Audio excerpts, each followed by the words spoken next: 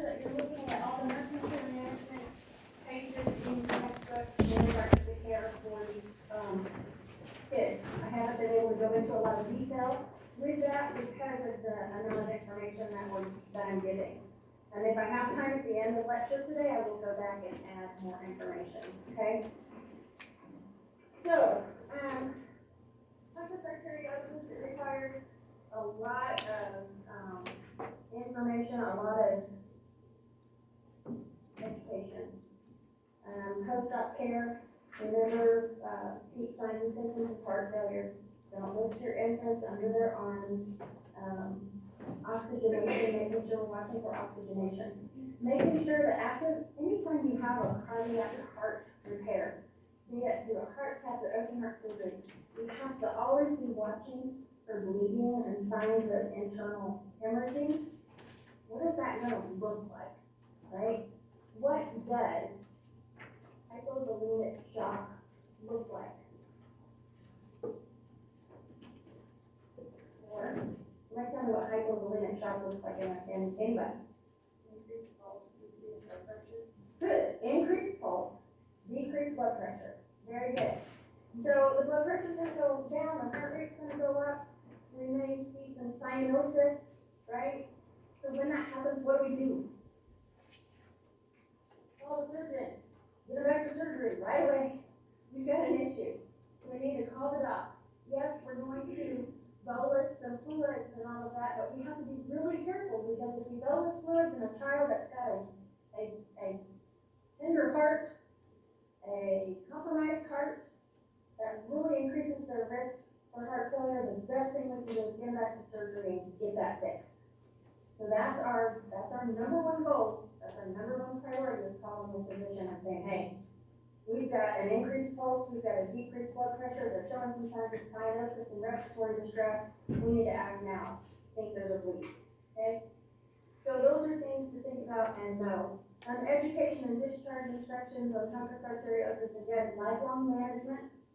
They could have multiple surgeries to finish the repair. It may be something that throughout their life, there's some stenosis that has to be monitored, but it is a lifelong aggressive treatment that they have to go through. Okay, so ECMO. ECMO is where we actually pull the body out of the blood, run it through a filter, and put it back in. This is a picture of an infant that was on ECMO that had some bleeding. And the nurses did not do a very good job at taking care of that child and cleaning that child up and keeping it presentable. And a family member actually walked in and found the baby looking like this. Can you imagine how their heart must have dropped and how scared they must have been seeing this child like this? And they did. Our instructor that taught this lecture before I did, this was actually her niece. And she walked in one morning and saw the baby like this.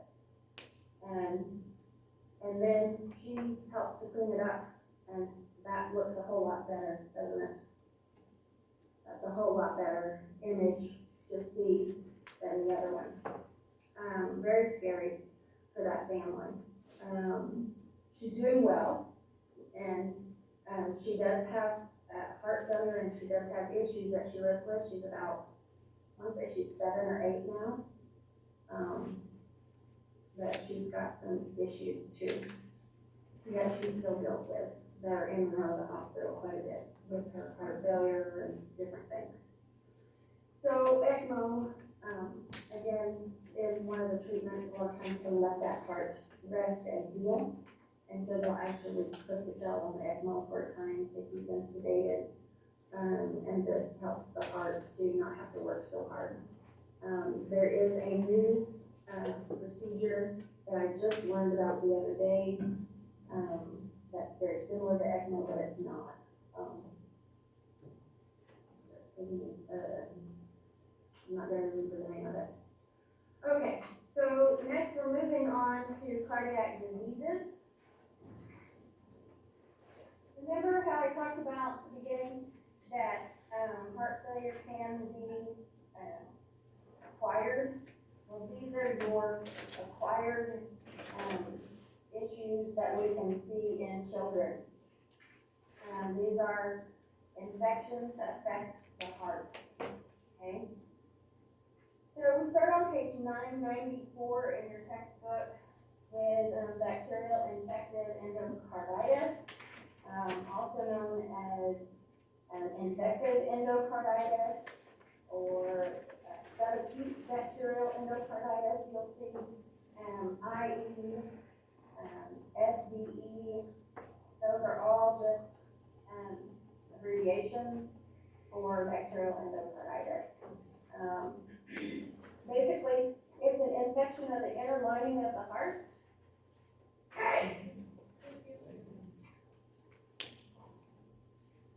Typically, they have a bacterial infection, usually strep or staph, and it goes in and it affects the heart. It's often seen in clients with unrepaired congenital heart defects or valve disease. So if they have an issue with their valves already, or if they have a congenital heart defect that hasn't been repaired, then it will, a lot of times the infection will go there. It can happen with normal hearts as well if the infections are not treated. It can also be caused by invasive procedures, mental cleaning, which is why anybody that has a heart defect and has had surgery or has it, if they have a heart defect, we put them on antibiotics, prophylactic antibiotics, prior to dental work, okay? They have to be on antibiotics 2 days before they have dental work. Or if they have basically any type of procedure, they will a lot of times go ahead and put them on antibiotics prophylactically to prevent any type of infection that'll go to their heart because it's compromised. The bacteria colonize typically on the valves, but not always. It's on the inner lining. Anywhere there's the inner lining, the endocarditis is the inner lining of it, and it'll cause tissue destruction. The symptoms of it are very vague, okay? It's not something that is going to jump out at you as, oh, we have a major issue. It's going to be a low-grade fever. They're going to be tired. They'll have a loss of appetite, and a lot of times with staph, we'll see some staph infections. They'll have muscle aches. Sometimes you can see that with strep as well. Once that starts, then once it gets into full-blown infection, then they start to have high fever, chills, sweating, stiff joints, back pain. If the acute illness gets in there and really infects the heart, it can leave scar tissue and permanent damage and heart failure, okay?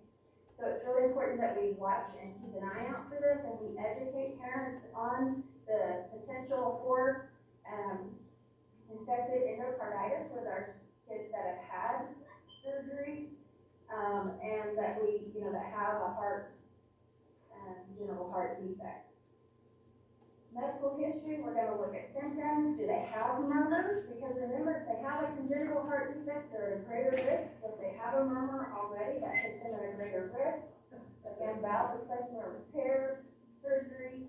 And then also, if you have a child that has something that causes them to have a lower immune system, then we might see some issues there. So make sure we're thinking about risk factors as well. We'll do a physical exam and blood cultures. Prevention is going to be the prophylactic antibiotics, especially the dental exam. I think I've said that a few times.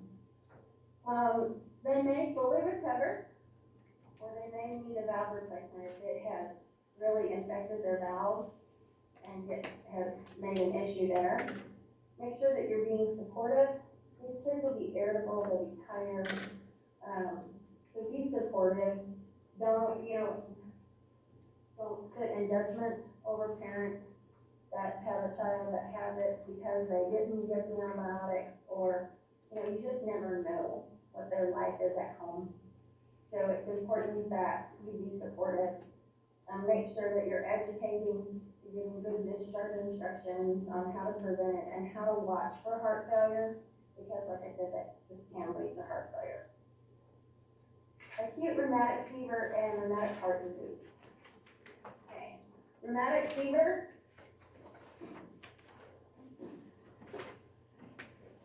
is caused by group A hemolytic streptococcal infection.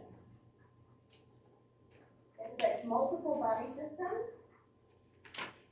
I need to go back to my first slide, where I'm going to read every slide word for word. I feel like I'm doing that.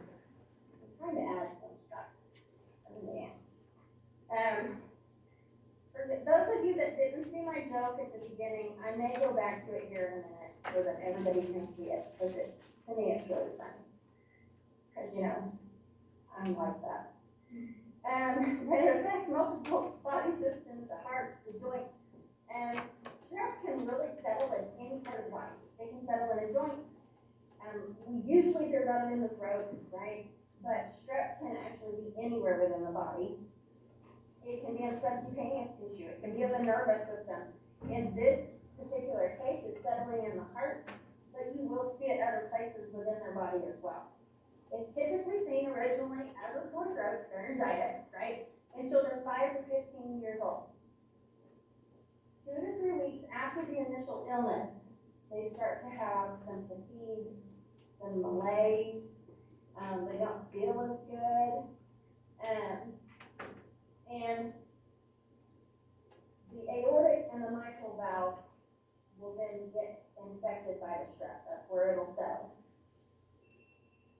Typically, we look for that history of strep throat. And then we're going to go into the Jones criteria here in just a minute.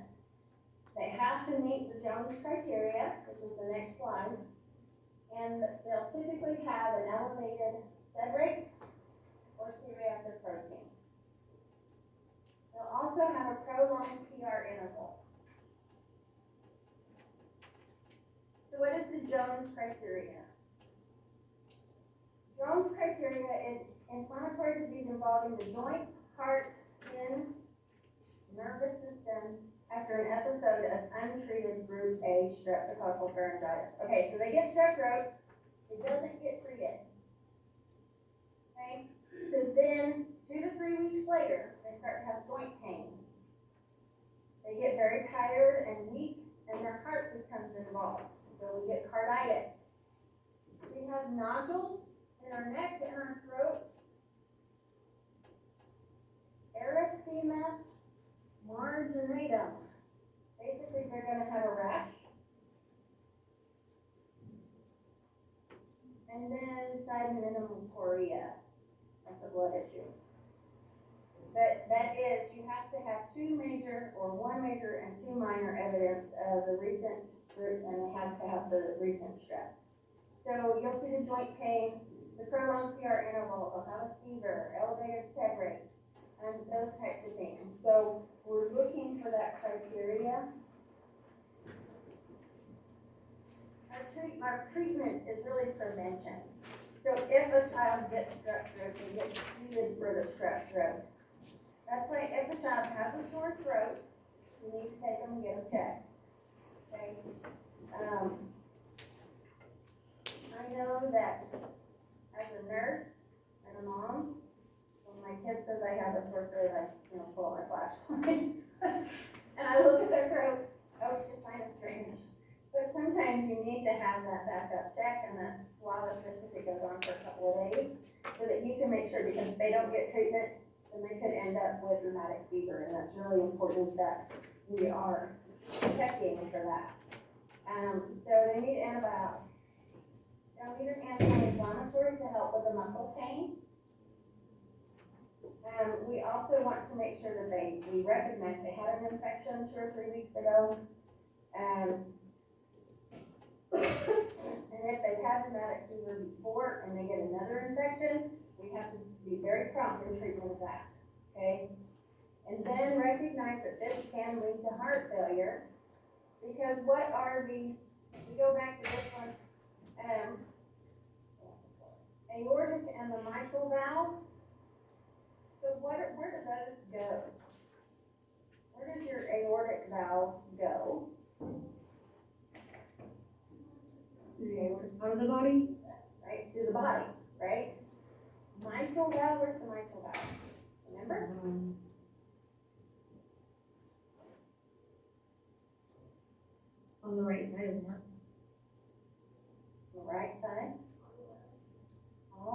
patients takes meds. Atrial, pulmonic, and it's the last one, so it's the one between the left ventricle. Right? That's the last place our apex of our heart, is the last place that we look. So both of those are big, high pressure valves, the aortic valve and the mitral valve, so they're big, high pressure valves. So if they get messed up, it causes heart failure. That makes sense. Okay, so we want to make sure that we're watching for that, and we're teaching how to manage heart failure and watch for signs of it, so that the parents know what they're looking for. Kawasaki disease. I do believe that when I had my RN NCLEX, that Kawasaki disease was on my test, because I couldn't for the life of me remember what it was. And I knew it was something. I knew it was something. And then I ended up having like 3 questions on it, so I was like, oh crap, that means I missed the first one and the second one. So, Kawasaki disease is on NCLEX. I know personally from experience, I must have got the third one right, because I passed NCLEX. But what I did was I went away from Kawasaki disease and looked at the rest of what the question was telling me. So if you don't know something, and it gives you a disease process, look for the signs and symptoms, look for what you're doing, and that will help you to know how to respond to that question. So just throwing it out there as a word of advice. So Kawasaki disease is known as the mucocutaneous lymph node syndrome. I like Kawasaki disease, it's a little bit easier to say than that. It is a multi-system disease. They really don't know what causes it. It's not congenital and it's not contagious. Okay, they just get it. There are long-term concerns with Kawasaki disease because a lot of times it can lead to aneurysms, myocarditis, and rhythm disturbances. Things to know about diagnosis of the Kawasaki disease.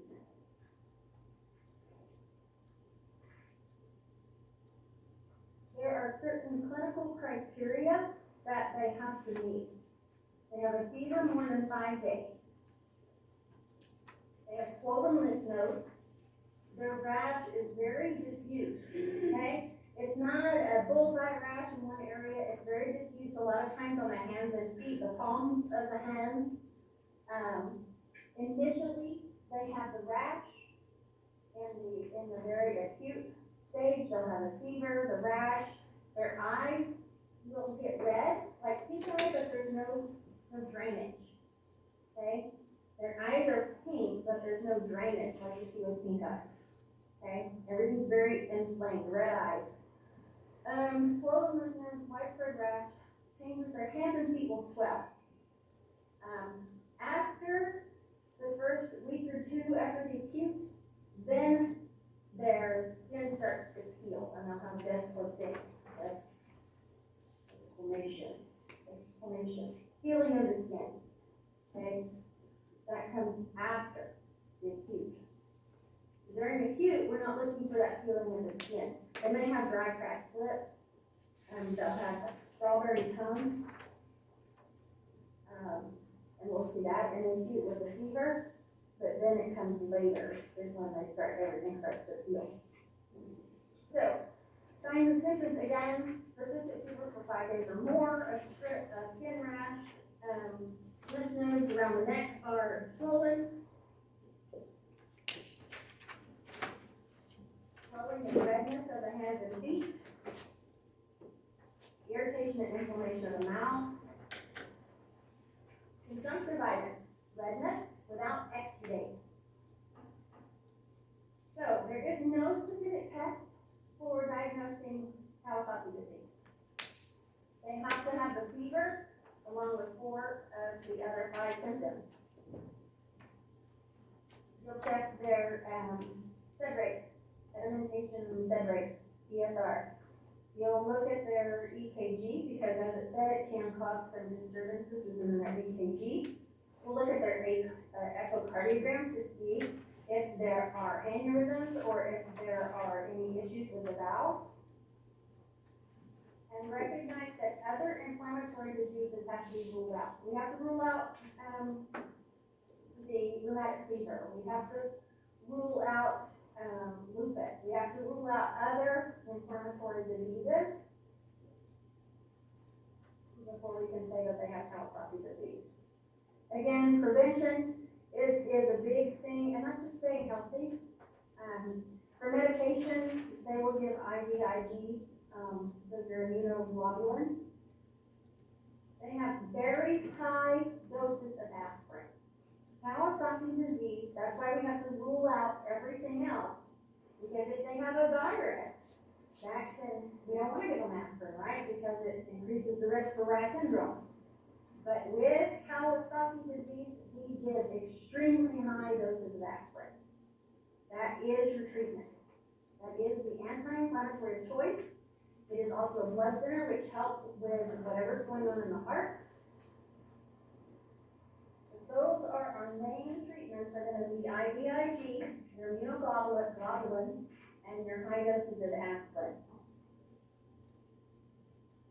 So the IVIG reduces the duration of the fever and also helps to prevent coronary complications. Typically want to be given within the first 10 days of the illness, and optimally within the first 7, okay? Sometimes they do have to retreat with a second dose if they have a persistent or fever that just doesn't go away, okay?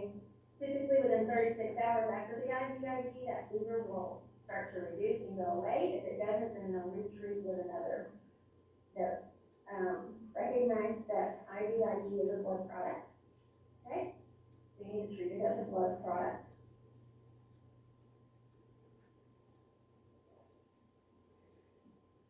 So on this high dose, we're looking at 30 to 50 milligrams per kilogram per day. And it can be as high as 80 to 100 milligrams per kilogram per day on the aspirin. Once the fever starts to go down, then they'll start reducing the aspirin. They also check the heart out and make sure that they don't need to continue with an antiplatelet or a blood thinner type of medication.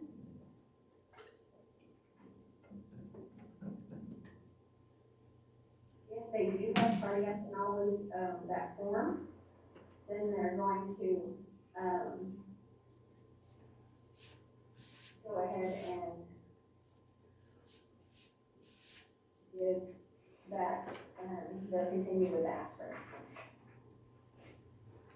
Typically, the majority of children that have Kawasaki disease recover fully with treatment and without any cardiac issues, but there are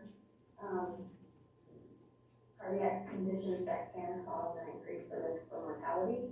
If they have the aneurysm, that can be potentially deadly complication of that, which basically an aneurysm is in the abdominal aorta, or and so that stretches out and gets very thin and large, and if they get hit in the chest or if their blood pressure gets elevated, it can easily break and cause them to die. So that's our greatest risk, is the issues with that. So again, on page 1000, it starts nursing care management. It talks about all of that and discharge teaching. Okay? I'm going to really quickly go back to my joke.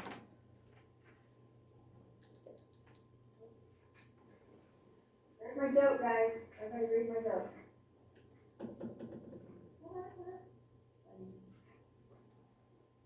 Okay, now we'll go back to this.